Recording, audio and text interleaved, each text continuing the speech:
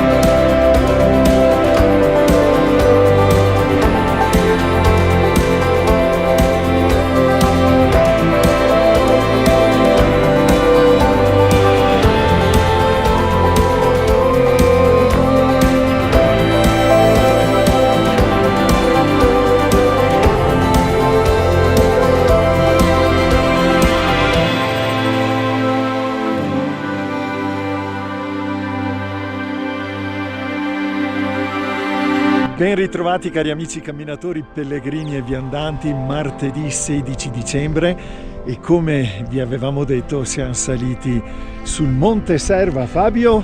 A quota 2133 metri. E un bel dislivello, molto ripido, pochi chilometri, però sempre una pendenza costante, bella comunque, è vero?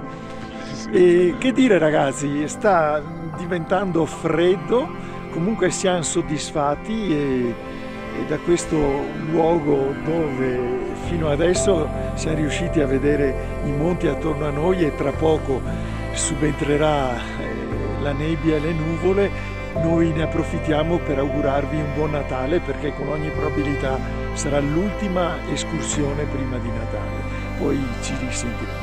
Allora da Dario E da Fabio, dal Monte Serva, un augurio di buon Natale e buona montagna a tutti e grazie perché ci seguite.